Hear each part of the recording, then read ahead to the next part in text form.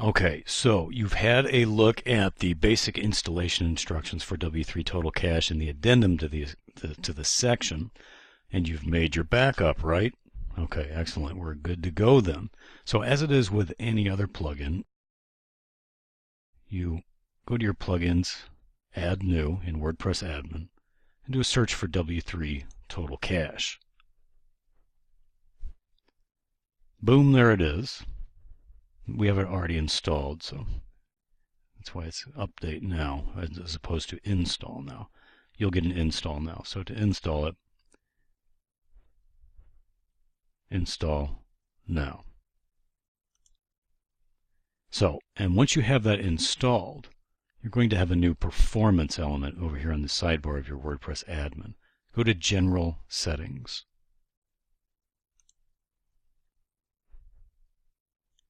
And here is everything that W3 Total Cache does. You can enable or disable everything that W3 Total Cache does from this user interface, from this dashboard. So, preview mode. You do not want to toggle all caching types on at once. Don't monkey with that. However, you may want to enable preview mode. That way, nothing is going to the live. None of the changes you're making is going to the live site, but you can nonetheless preview them. So on with page cache. You see that there? These all anchor link down to their specific section in which they are enabled or disabled. So page cache. You want to go ahead and enable page cache as far as your page caching method. Those of you on a proper host will have no problems with using disk enhanced. However, if you are on a shared server, you may have problems, or if you are on a VPS or a dedicated server that is improperly configured, you may have problems with disk enhanced. If after implementing page caching, things are slower than they were prior to implementing page caching, you're going to want to come in here, try Disk Basic, save your setting, and redeploy. Okay, and recheck the site. However, again, if you're on a proper host, you're not going to have any problem with disk enhanced. If you're on a dedicated or VPS server, you do not want to, as you can see, we have an opcode cacher installed in here, APC. You do not want to use APC, or really ideally, you don't want to use the Accelerator, Xcache, WinCache, or any of the options in here for caching pages. It is not the best solution. You don't want to draw from all those requests from memory, requests for your pages and posts from memory. You want to do that from disk. So, disk enhanced. After that, you'll save your settings. And then again, over here on the tab that has been installed in your WordPress admin sidebar, under General Settings are the specific settings for page cache. And we'll go ahead and click that. All right, and this is where we fine-tune, we get really granular with how we are going to cache our pages. In the General section, the initial section, you also have an option here to empty your cache. And when you install the plugin, the nifty little tab here where you can empty all of the disk cache or the opcode cache, and then empty by module. So in the general section, option as to whether or not you want to cache your post page, your blog index. Very highly recommended you would cache that. Why you wouldn't cache it is a little beyond me, because you can set, even if it's updated frequently, you can set the frequency with which those pages are refreshed on this very page. We'll get to that in a moment. The option as to whether or not you want to cache your front page. By default, the front page is cached when using a static front page in the reading settings. You especially want to cache and cache for quite a while if it goes unchanged for quite a while, your front page, if it is a static front page. I would recommend you even cache frequently update if it's merely your blog feed, for example, on the front page of your website, I would still highly recommend that you cache that and then just control the rate at which that is refreshed down below here. And we'll get to that in a moment. Go ahead and cache your feeds, categories, tags, comments. If your site is being served over SSL, Secured Socket Layer, HTTPS, go ahead and cache those requests. Why you would not want to do that is a little bit beyond me. You want your pages cached regardless of whether or not someone is attempting to access them securely. If your site is set up properly anyway and you're serving your site over HTTPS, then you're going to have a proper 301 redirect in place anyway. Don't worry about this. Whether or not you want to cache 404 pages is largely dependent upon how good of a housekeeper you are for your website. If you've got tens of thousands of pages, it may be hard for you to keep up with managing pages that may go bad or requests that may go bad. So if you want to cache 404 requests because you get a significant amount of them, you can go ahead and do that here. But it's not mandatory. Again, the gauge being whether or not you've got thousands and thousands of pages that are hard to keep up with the housekeeping for. Again, this option here is a bit confusing. I don't know why anyone would not want to cache requests that were for example, the non-www version of their site if their site address is at www. And again, ideally, you want a proper 301 direct in place anyway for that, but the option is there. You really don't want to cache pages for logged in users for a multitude. You don't want to page cache pages. You don't want to cache pages for logged in users. Primary reason being is that when you or an editor, an author, or a contributor, etc., anyone who can add content to your website is logged in, you don't want yourself or them getting cached pages as they are trying to add and or edit content, posts or pages, because if you do that, then they'll inevitably, while they're attempting to alter the site, get older versions of that which they're attempting to alter. And you don't want that.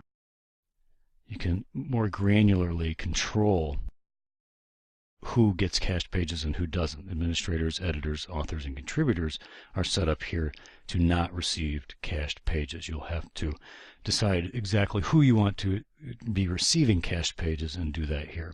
The cache preload section in the page cache settings of W3 Total Cache, leave this blank. This will come this ships with default values.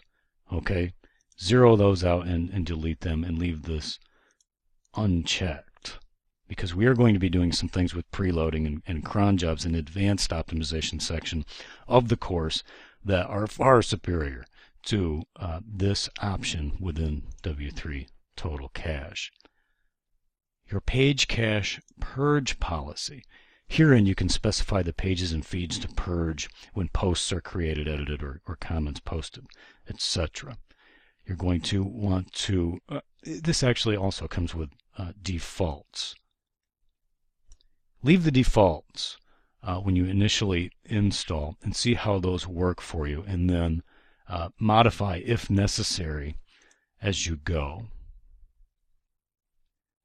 Your page purge limit, you can have this at whatever number you want, whatever amount that your server can handle. So you can have this at 10, 20, 100, however many you want purged, and with the rationale of what you're going to purge being whether or not it's something that affects, the change that you've made has affected your site site-wide, or a lot of pages on your site.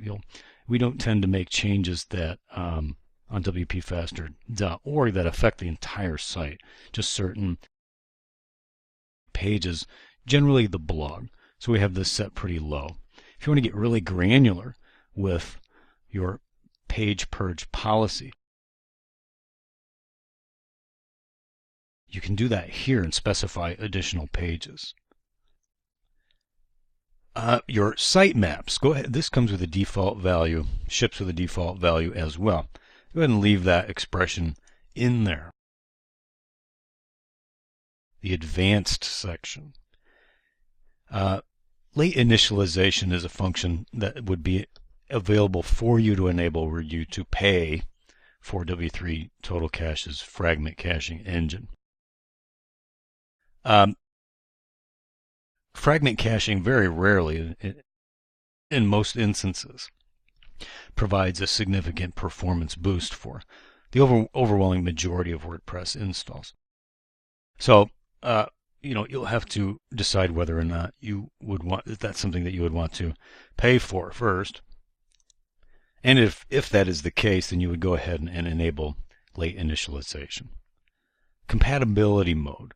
This is basically a feature within W3 Total Cache that enables it to function across a vast range of hosting environments and how those hosting environments interact with WordPress, and therefore how W3 Total Cache interacts with not only your hosting environment but also WordPress itself.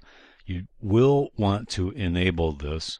Our own testing indicates that this is actually pretty high, this 20% figure that they've got here, this decrease in performance of around 20% at scale. At most we found around 11. And that's if you've got, bang, bang, bang, bang, bang, bang, bang hits on your site. But even then it's almost indetectable. So I would go ahead and enable compatibility mode. Don't mess with UTF support here. Unless you get odd character encoding on your pages after enabling page caching. In other words, if your page just looks bizarre and there's hieroglyphs all over the place, you go ahead and try to go ahead and disable that. You don't want to reject head requests. Garbage collection removal here. This is the rate at which the HTML is going to be refreshed. You put it in here as in terms of seconds. 3,600 seconds is 1 hour. So relative to how busy your WordPress website is, especially if it's blog oriented or blog based, and you're using the WordPress comments feature, then depending upon just how busy your blog is, it will tell you, is your answer as to what number needs to go in here. This is 1 hour. If it's busier, if it's significantly busier, then, for example, if you get 4 or 5, whatever, comments per blog post an hour, then you want those updated quicker so that your users can see those comments more quickly. Then maybe you want to change this 3,600 an hour to 1,800 or a half hour. However, the longer you can keep your HTML page cached, the faster the experience is going to be for the end user. However, this is going to be relative. It's a trade-off in a sense to go as low as an hour or a half hour, in that you might get users of your website and visitors to your website that might not get a cached page. However, it should be a rarity and kind of cancels it. It's kind of a wash in this regard. If you're getting visitors sufficient enough to have your garbage collection interval as low as an hour or a half hour, then your pages are constantly, your page cache rather, is constantly going to be refreshed. This is where you're definitely going to want to go as low as you possibly can. Your comment cookie lifetime. Significantly reduce the default TTL, or time to leave. That's a typo, I just noticed. Shame on you, W3 Total Cache. So, 4 comment cookies to reduce the number of authenticated user traffic. You're going to want to fiddle with that, again, based on your needs. There is no one set cookie cutter answer for that particular features.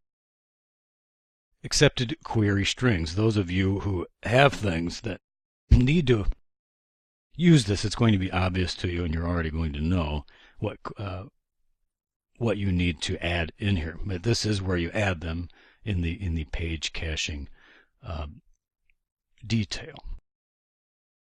Rejected user agents. Again, that's another thing if you're using something that makes use of user agents. For example, the WP Touch mobile plugin that I recommended way back, that has mobile user agents that you will enter in here. Bang, bang, bang, bang, bang. One per line. Okay, so things like that. Rejected cookies. WP Touch switch toggle, that I believe comes automatically populated in there, but again, never cache pages that use the specified cookies. Anything requiring that would go in this field. Never cache the following pages, so you can enable page cache, but then granularly, there's a word, say that 10 times. You can granularly control page caching and not cache certain pages by entering those in here. If, for example, let's just say this is a normal URL up here on WP Faster. If we did not want to cache that page, we enter that in here, and we don't need this whole thing here. We need everything after the final forward slash. Okay? Don't even need the slash. Would add that in there, and it would never cache that page. Now, when would you use this? Well, you would use it, for example, if you're using WooCommerce or any kind of e-commerce platform. You don't want to cache your checkout pages. That's silly, because you don't want someone who purchased, your purple widget landing on a page after they've selected their purple widget and they've got their cash in hand. You don't want them landing on a page that says that they bought Joe Bob's blue, that they're buying Joe Bob's blue widget, etc. Your cache exception list. Cache the specified pages, directories, and/or directories, even if listed in the never cache the following pages. This is useful for very few things, but if you need to make use of a cache exception list, if you need to cache specific pages and/or directories, even if they're listed in here, you would enter that in here.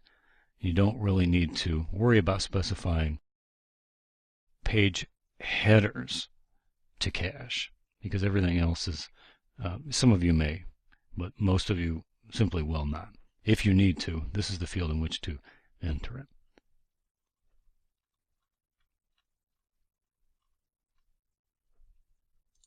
General, cache preload, which we're going to leave blank, your purge policy, in the advanced section. And then there's some notes down here. I don't really need to pay any attention to those now because they concern browser caching, which will be covered later. So there you have it. Those are the basics of page caching. And now you know the general principles behind how you should be configuring it for your particular WordPress install.